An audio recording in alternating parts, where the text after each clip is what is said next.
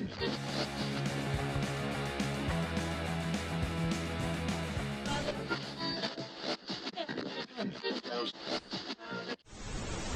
I'm Amy, thank you for tuning in. May was a really exciting month for me because I got to go to my first convention, Northern YA Lit Fest. So I chaired a panel, met loads of amazing authors and readers and people from my publisher who I haven't been able to meet because of the pandemic. So all in all, it was a really fun weekend. We also went on holiday after it to Lake District, so went to lots of animal sanctuaries that my toddler really enjoyed, went to the beach, went for a boat ride on Lake Windermere. And during that time, I also filmed my first reading vlog. And I also interviewed Benjamin Dean, who is an author whose book comes out in July, which I really enjoyed and I'm going to talk about in this month's wrap-up. So first I'll talk about the books that I read in May, and then I'll talk about the books that I'm planning to read in June. So the May list. I read The Train as part of the Point Horror book club. I really enjoyed this one. If you're thinking about getting into point horror or you enjoy point horrors, it's a really solid example of one of those that has lots of slasher tropes, plenty of suspects, and I liked the confined setting of the train where you knew that somebody was committing crimes on board and that were escalating in nature, and you weren't sure who it was. And actually I liked the fact that this one really kept me guessing and I didn't predict who was involved in the end. So that was a really good first read.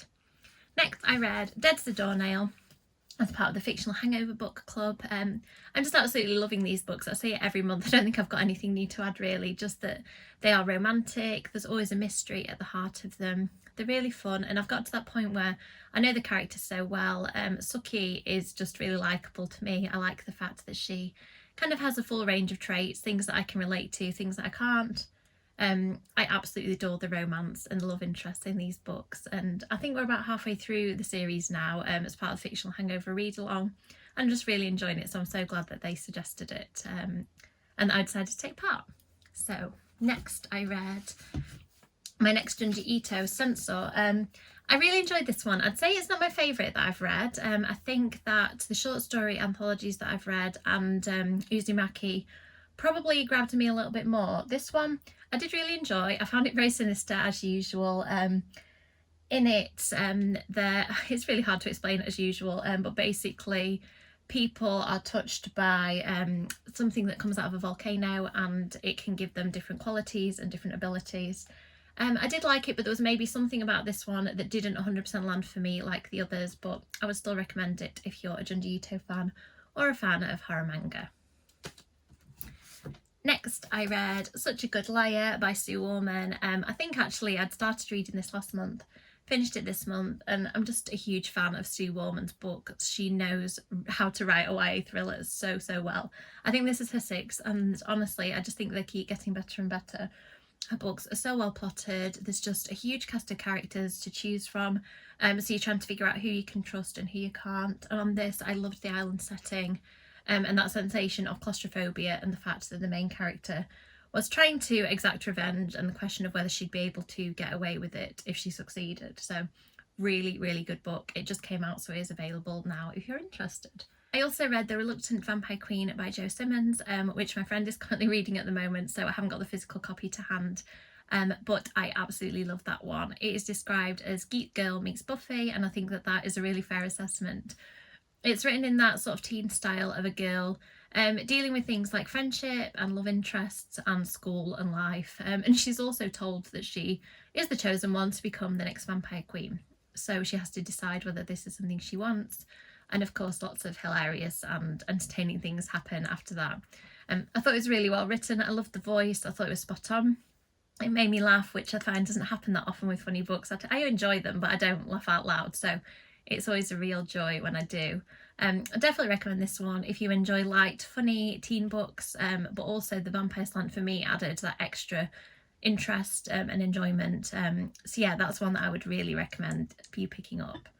I also finished Don't Call It a Cult by Sarah Berman, which is a non-fiction book about a real-life cult, the case which happened in 2019 and involved lots of Hollywood celebrities that I had heard of. I found this book absolutely compelling, really gripping. I've mentioned in other videos that there are some content warnings for it, It is about abuse and it's about indoctrination, so if those are things that would be difficult for you to read, you may want to read a little bit more into the content and decide if it is for you. I found it an absolutely fascinating look at psychology and trying to unpick why these women would have got involved in this situation where some of them were actually bringing other women into the cult. It's really hard to believe that it happened, in real life, that it happened so recently. I'd recommend it because of its excellent research. The writing style is brilliant. If it's a subject you're interested in, which it certainly is for me, then I think it is an absolutely fantastic choice. I also read a couple of books on my Kindle. First, The King is Dead by Benjamin Dean, which I absolutely loved. I don't think I've ever read anything like it before. It is a thriller set in an alternative royal family. The king has died and a teenager has ascended to the throne, and it's about all of the difficulties that he faces in terms of that, but also somebody is threatening to expose his family secrets, and he's coming under such scrutiny from the outside world that he's got that on top of solving the book's mystery. So it is really, really well done by Benjamin Dean. It is well plotted, the characters are absolutely superb, and I'm not going to give anything away about the ending, but it took me by surprise and I really like how Ben dealt with it, and I think I'll leave it there. So that comes out in July, and if you have any interest in the royal family and enjoy a really well plotted, well characterised thriller, I'd really recommend it. I also read The Agathas by Kathleen Glasgow and Liz Lawson on my Kindle, which I got approved to read on NetGalley too. And I didn't know anything about this book going in, and I enjoyed it so much. It was written from the perspective of alternating perspectives of two girls who were unlikely friends who end up solving a mystery together. And I like books where people get to know each other over the course of the book, whether it's a romance or in this case a friendship. I thought the mystery was great in this one. I really enjoyed the kind of high school drama feel to it as well. And again, with some of the other books I've mentioned, I think that if you've got a really complex cast of characters where you're trying to figure out who done it, basically, and it's done well, I think it's just one of my favourite kinds of books. So The Agathas is another really good read from this month. I'm currently listening to The Book of Dust on Audible, which is one of the prequel books to the His Dark Materials trilogy. And the His Dark Materials trilogy is one of my favourites of all time, so it was always going to be hard to live up to. I am enjoying this book, but I have found it a little bit slower paced than those books. But like the His Dark Material books, I'm really appreciating the characters. I absolutely adore the links that are being made with the trilogy that I know so well. So I'll reserve judgment until I get to the very end, but I am enjoying it. I'm also reading Big Bad Me by Aileen O'Loughlin, which I'm absolutely adoring. It's a werewolf book that has the feel of Buffy in terms of the characters and the way it's written and the snappy dialogue. I would have raced through it if I had a physical copy in my hand, but because I'm reading on PDF, it's taken me a little bit longer, but I'm pretty sure that I'll finish it next month just because I'm enjoying it so much. I'm still currently reading a couple of books, so I'm going to take those forward to next month with me. I've just started the Inheritance Games purely because it's been on my TBR for so long. I wanted to see what it was about and if I'd enjoy it. It's by Jennifer Lynn Barnes, and I know the second book has come out quite recently too. The voice and the characters immediately grabbed my attention. I've only read one chapter, but I think I can already tell based on the first few pages that it's something I'm going to enjoy. So this will hopefully be the first book I will finish next month. I also started the Book of Cold Cases. I read quite a chunk of this one, but for whatever reason ended up just not getting to the end of it and picking up other things. I'm really enjoying it, but I think maybe the reason I stopped reading was that it wasn't what I expected and I needed a little bit of time to digest. The writing style is absolutely gorgeous. I like the characters a lot. I didn't realise that it had a supernatural element, so I think because I was more in the mood for sort of the true crime thriller feel, I ended up just putting it down and picking something else up, but I am really looking forward to reading that this month. I decided this month that I'm going to take part in Whateverthon, so I will be carrying forward the two books that I read the beginning of last month and also my TBR pile. I've decided to gear around the prompts for that. I've looked at doing readathons in the past, but I've never fully committed to one, so I've ended up reading a book here and there for them. So it'll be really interesting to see whether I can stick to the prompts, how many points I can get for the team. I decided to join the Shelf Slayers team just because it was Spoopy Hol that told me about the readathon. So I thought that I would join her team, and she's also been really helpful giving me tips of how to take part in a readathon because it's something that I've never done before. So to the books. I'm continuing reading the True Blood series, which actually continuous series is one of the prompts, so that was really helpful for me. So Definitely Dead is the next book in Suki's adventure. I'm really looking forward to it. I just find these books such a, I don't know, I look forward to them every month. They're such a pleasure. They are easy, engrossing, really well done books. So this one will be probably one of the early ones I'll read in the month. I'm also planning to read Beasts of Prey by Ayana Gray. I've seen a lot about this book online. I'm going to be interviewing Ayana Gray on the panel at YALC, which I'm unbelievably excited about. So I've decided to pick up her book in advance of that.